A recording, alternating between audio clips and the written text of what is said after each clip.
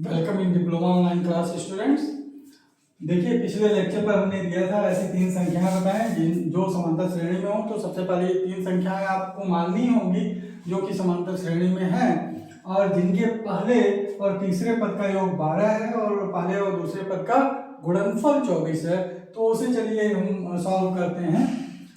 क्या करेंगे, माना कि तीन संख्याएं समांतर श्रेणी की तीन संख्याएं, माना कि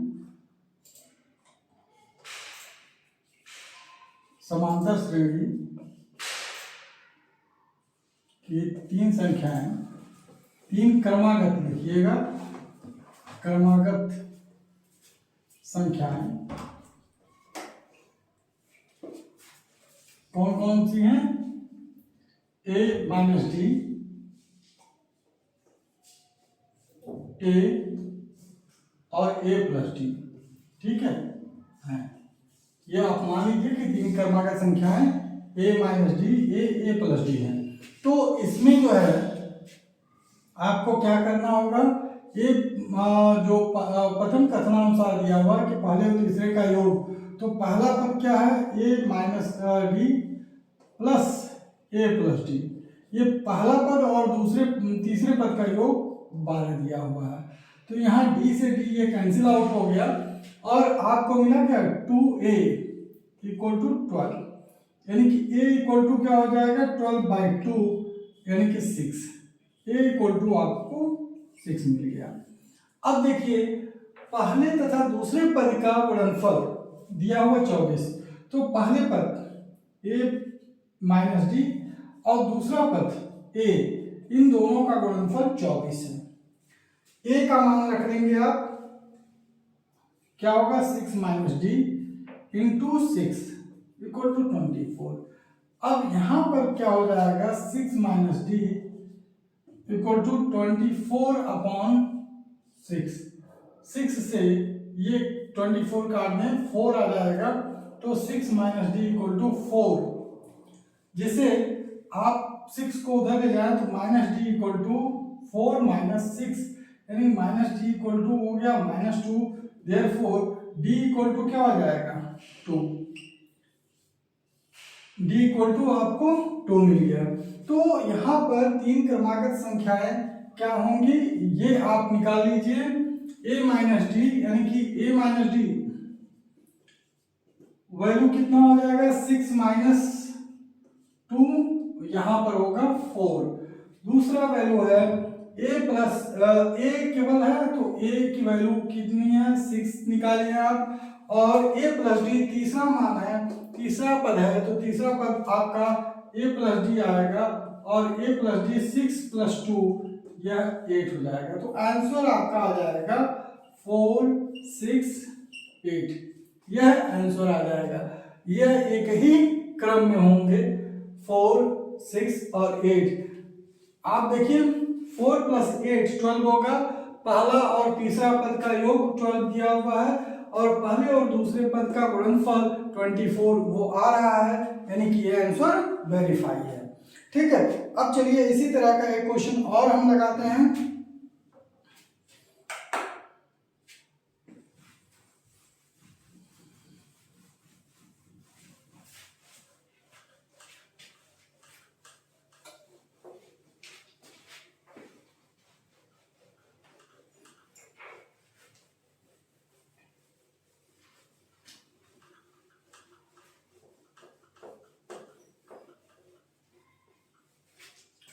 वीडियो को आप लाइक करें, सब्सक्राइब करें तथा अधिक से अधिक शेयर करें, जिससे कि सभी लोगों के पास ये पहुंच पाए और सभी लोग लाभ उठा सकें इसका। चलिए, यहाँ पर जो है यह है कि किसी समांतर श्रेणी की तीन क्रमागत संख्याओं का योग 39 दिया हुआ है। तो चलिए क्वेश्चन लिखते हैं। किसी समांतर श्रेणी के किसी तीन क्रमागत संख्याओं का, समांतर श्रेणी के किन्हीं तीन क्रमागत संख्याओं का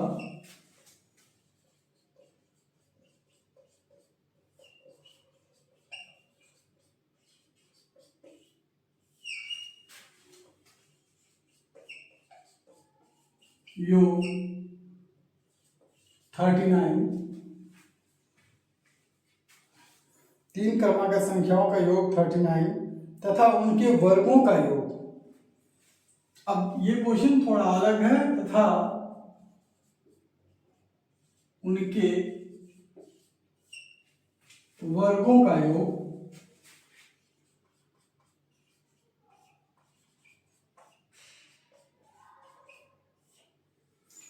उनके वर्गों का योग क्या दिया हुआ है? 525 है। तो संख्याएं ज्ञात करें। तो आपको क्या करना है? संख्याएं ज्ञात करें।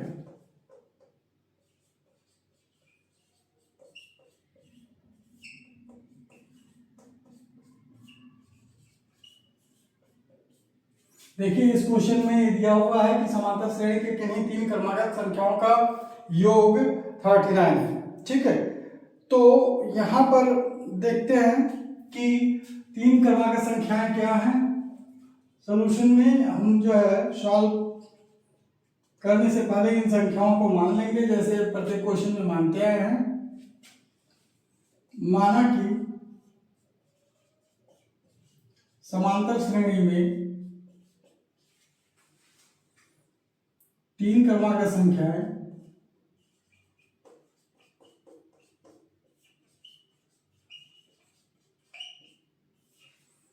a माइनस डी, a तथा a प्लस डी है।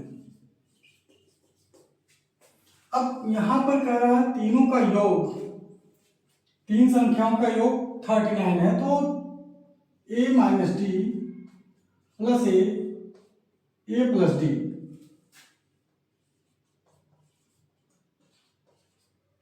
तो a माइनस डी और माइनस डी ये कैंसिल हो जाएगा। 3a इक्वल टू 39 और a इक्वल टू 39 अपॉन 3, यह 13 हो जाएगा। a इक्वल टू हो जाएगा 30। इसके साथ साथ इनके वर्गों का योग 525 है, तो इनके वर्गों का योग कर लेते हैं। a माइनस डी का होल स्क्वायर प्लस a का square plus a plus D का होल स्क्वायर, यह है 525। तो a square plus D square minus 2ad, हम इसे ब्रेक कर लेते हैं, plus a square plus a square plus D square plus 2ad equal to 525। आप देख रहे हो ये a स्क्वायर है और यहां पर 2ad माइनस 2ad से कैंसिल आउट हो जाएगा, और 3a square plus a square plus a square 3a square plus 2d square, यहां पर हो जाएगा 525। अब यहां पर आप देखें कि a की वैल्यू आप रख देंगे 13 का होल स्क्वायर है, तो 3 इंटू 13 का whole square plus 2 into D square equal to 525।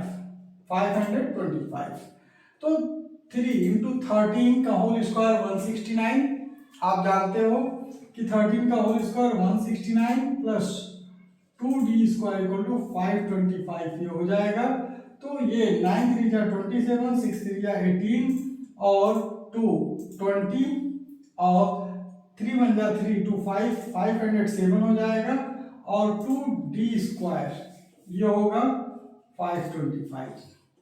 तो 2d स्क्वायर इसको आप ट्रांसपोज कर लीजिए, तो 525 माइनस 507 जब सब्ट्रैक्ट हो जाएगा तो ये क्या आएगा 50 माइनस 7, ये हो जाएगा 8, एंड जो है 1 बचा यहाँ 1 माइनस 0, ये हो जाएगा 118।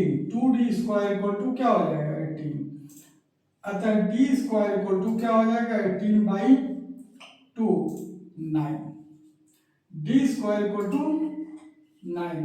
तो डी इक्वल टू क्या हो जाएगा, plus minus √9 means plus minus 3। D की वैल्यू आपका प्लस और माइनस 3 आ गया। अब आपको ये सीरीज निकालना है। तो देखिए जैसे पहले क्वेश्चन में हमने बताया था उसी तरह का ये सीरीज निकलेगा और यहाँ पर आप क्या करेंगे, इस क्वेश्चन को सॉल्व करेंगे और लिखेंगे पहला, यदि a इक्वल टू क्या है 13 और d इक्वल टू 3, तो यह सीरीज क्या बनेगा, a माइनस डी, यानी कि a माइनस डी है तो 13 माइनस 3 10, a होगा तो 13 और a प्लस डी अगर है तो 13 प्लस 3 यानी 16। तो 10 13 16 यह सीरीज बनेगा। यदि a इक्वल टू 13 और d इक्वल टू माइनस 3 है, a इक्वल टू 13 और d इक्वल टू माइनस 3 है, तो ये क्या हो जाएगा, a माइनस डी यानी कि a 13 माइनस माइनस 3 तो 13 प्लस 3 ये 16 हो जाएगा और पुनः a जो होगा वह 13 है और a प्लस डी वैल्यू रखेंगे 13 प्लस माइनस 3 तो ये क्या हो जाएगा 13 माइनस 3 और यह 10, तो यही वैल्यू 16 13 और 10 हो जाएगा। तो ये दोनों सीरीज इसके आंसर होंगे और यह होगा 10 13 16 और या आप लिख सकते हैं और यह हो जाएगा 16 13 एंड 10। ठीक है, यह दोनों आंसर होंगे। तो इस तरह से इस क्वेश्चन को सॉल्व कर सकते हैं। चलिए एक क्वेश्चन और हम देते हैं आपको, उसके साथ साथ जो है एक नए तरह का क्वेश्चन आपको मिलने जा रहा है जो कि श्रेणी में किसी भी नंबर को ऐड करने और सब्ट्रैक्ट करने पर क्या परिवर्तन हो सकता है। तो हम बताएं कि समांतर श्रेणी में अगर कोई नंबर ऐड करते हो, कोई कॉमन फिक्स नंबर जिसे कांस्टेंट नंबर कहते हैं, आप ऐड करते हो या सब्ट्रैक्ट करते हो तो समांतर श्रेणी ही रहेगा।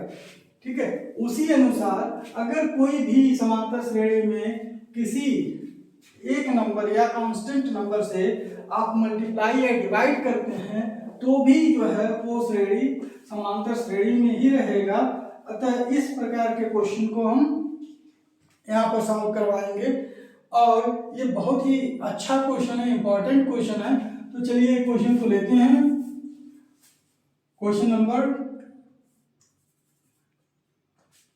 जो है ले लेते हैं। ये एक नए तरह का क्वेश्चन है और ये क्वेश्चन है, यदि ए बी सी समांतर श्रेणी में हो, यदि ए बी सी समांतर श्रेणी में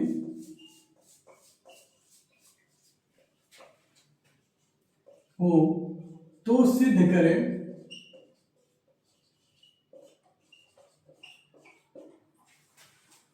कि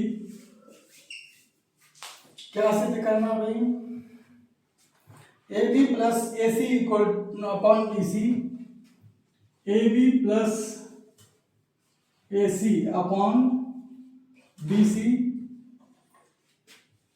और दूसरा पार्ट है इसका B C plus A B, B C plus A B upon C A, B C plus A B upon C A, and यहाँ थर्ड पार्ट है सी ए प्लस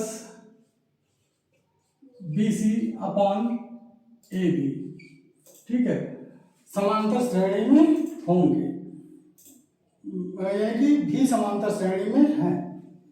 आपको क्या करना है, सिद्ध करें कि ये भी समांतर श्रेणी में है। तो आप देखो कि अगर किसी समांतर श्रेणी में कोई भी संख्या ऐड किया जाए, सब्ट्रैक्ट किया जाए, इसी पर मैंने बताया था, अगर कोई समांतर श्रेणी हो और हम उसमें कोई भी संख्या कॉमन नंबर या कांस्टेंट नंबर ऐड करें या सब्ट्रैक्ट करें तो वो भी समांतर श्रेणी में ही रहता है, और अगर मल्टीप्लाई या डिवाइड करें तो भी वह समांतर श्रेणी में ही रहता है। आपको एक एग्जांपल के रूप में हम दिखा दें कि जैसे 1 है, 3 है, 5 है, ये समांतर श्रेणी में है। अगर हम 2 ऐड कर देते हैं प्रत्येक पद में तो ये क्या हो जाएगा, 3 हो जाएगा, फिर 2 ऐड करेंगे 5 हो जाएगा, फिर 2 ऐड करेंगे 7 हो जाएगा। हर एक में ऐड करते जाए तभी ये समांतर श्रेणी ही रहेगा। ठीक है, इसी तरह से अगर किसी संख्या में मान लीजिए यही समांतर श्रेणी है, हम 1 सब्ट्रैक्ट कर देते हैं सब में से, जैसे 1 सब्ट्रैक्ट करते हैं तो ये क्या हो जाएगा, 2 हो जाएगा, 4 हो जाएगा, 6 हो जाएगा, तो भी ये समांतर श्रेणी में होगा। अगर हम इसमें 2 से डिवाइड कर दें तो भी समांतर श्रेणी में होगा। तो 2 से डिवाइड कर दें तो क्या हो जाएगा, 1 हो जाएगा, 2 हो जाएगा, 3 हो जाएगा, तो भी ये समांतर श्रेणी में रहेगा। ठीक है, अगर हम 2 से मल्टीप्लाई कर देते हैं तो भी देखिए क्या होगा, या 3 से मल्टीप्लाई कर दें तो क्या होगा, तो 3 से मल्टीप्लाई कर देंगे 3, 6, 9, ये भी एक समांतर श्रेणी ही बनेगा। यानी कि हर एक कंडीशन में ये समांतर श्रेणी ही बनेंगे। ठीक है, मल्टीप्लाई करने पर, डिवाइड करने पर, सब्ट्रैक्ट करने पर, ऐड करने पर, लेकिन वह कांस्टेंट नंबर यानी कि एक समान संख्या ही ऐड, सब्ट्रैक्ट, मल्टीप्लाई, डिवाइड हर एक पदों में होनी चाहिए। ठीक है, जैसे ऐसा इसमें आपने 2 ऐड किया, इसमें 3 ऐड कर दिया तो वो गलत होगा। ठीक है, आपको समान संख्या ही ऐड करना है, सब्ट्रैक्ट करना है, या समान संख्या ही मल्टीप्लाई और डिवाइड करना है। तो इस तरह के क्वेश्चन ये हैं और इसे चलिए सॉल्व करते हैं।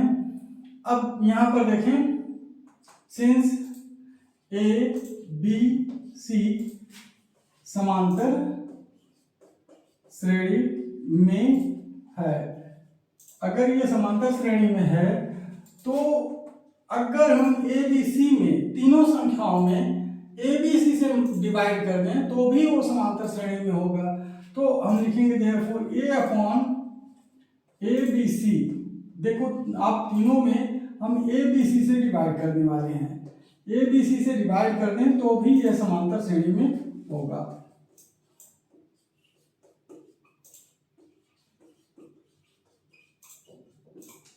ठीक है, ये समांतर श्रेणी में होगा। अतः यहां से ए से ए कट जाएगा, यहां से बी से बी कट जाएगा, यहां सी से सी कट जाएगा। तो क्या लिखने वाले हैं भाई, 1 upon B C, 1 upon A सी, या सी ए आप लिख सकते हो 1 अपॉन ए बी। ये क्या होंगे, समांतर श्रेणी में होंगे, ये भी समांतर श्रेणी में होंगे। ठीक है, अब इसमें हम चूंकि देख रहे हैं A B plus B C plus C A के रूप में आया है, तो हम A B plus B C plus C A तीनों में मल्टीप्लाई कर दें। कॉमन नंबर है A B plus B C plus C A B plus B C plus C A upon B C, फिर A B plus B C plus C A upon A C, और A B यहाँ पर भी A B plus B C plus C A upon A B. यह क्या होगा, समांतर श्रेणी में होंगे।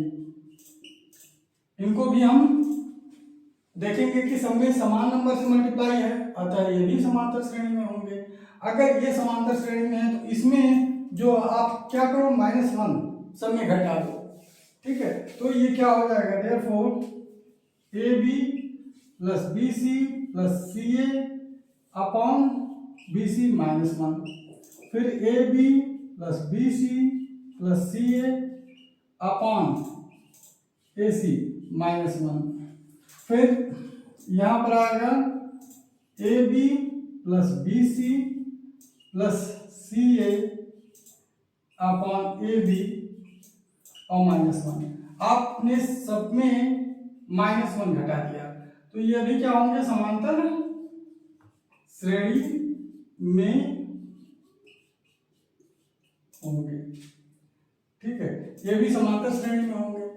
अब जो है इसमें से आप जब घटा रहे हो तो क्या हो जाएगा, A B plus B C plus C A minus B C upon BC हो जाएगा, ठीक है।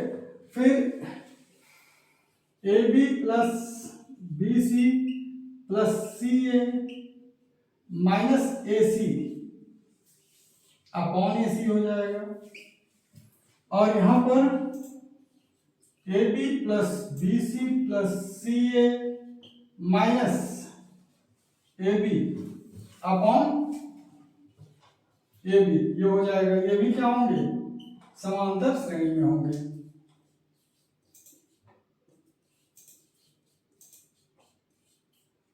ठीक है। अब आप देखो यहां पर BC से कट जाएगा, AC CA से कट जाएगा और AB से कट जाएगा। तो आप क्या लिखोगे, नेक्स्ट यहां पर मैं कर दे रहा हूं AB plus BC upon AB plus CA, AB plus CA बचा है अपॉन BC, ठीक है। और AB plus BC upon AC या CA, और यहां पर BC plus CA upon AB क्या होंगे, समांतर श्रेणी में होंगे, ठीक है। अतः यही हमें प्रूफ करना था, यह समांतर श्रेणी में है। तो यहां पर यह प्रूफ हो गया कि यह भी समांतर श्रेणी में है, ठीक है। तो यहां इस तरह से आप इसको सॉल्व करोगे। पहले आपने A B C से डिवाइड कर दिया, C से C यहाँ कट गया, B से B कट गया, A से A कट गया, और यह तभी भी समांतर श्रेणी में होंगे क्योंकि डिवाइड में कोई भी जो है समांतर श्रेणी से अलग नहीं होगा। फिर जो है इसमें जो आया AB plus BC plus CA अपने तरफ से हमने तीनों में मल्टीप्लाई कर दिया, मल्टीप्लाई कर सकते हैं, ये भी समांतर श्रेणी में होंगे। उसके बाद -1 डिवाइड किया, क्यों, क्योंकि यहाँ से BC जो है ऊपर BC नहीं है, तो -1 करने पर ये यहाँ पर चला आएगा और BC से BC कट जाएगा। वही प्रक्रिया CA के रूप में होगा कि AC यहाँ पर चला आएगा तो AC या CA ये दोनों कट जाएंगे। इसी तरह से AB और AB यहाँ से कट जाएगा, BC plus CA upon AB होगा और यह पूरा समांतर श्रेणी में होगा। इस तरह से इस क्वेश्चन को करेंगे। इससे रिलेटेड एक क्वेश्चन मैं होमवर्क में दे रहा हूँ जो कि आप इसे सॉल्व करेंगे।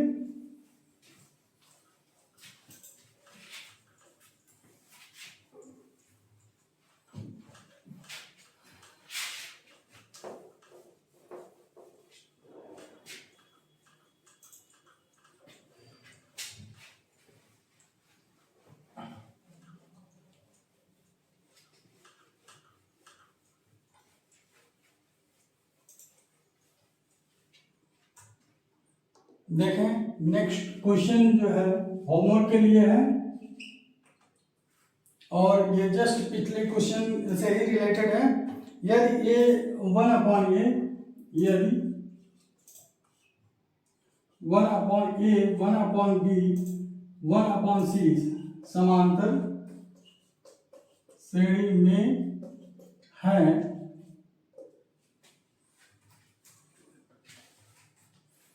तो सिद्ध करें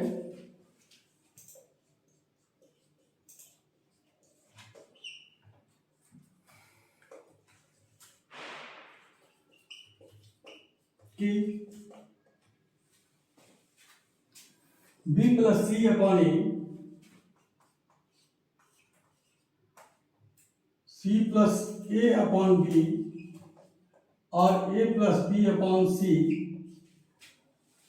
भी समांतर श्रेणी में होंगे।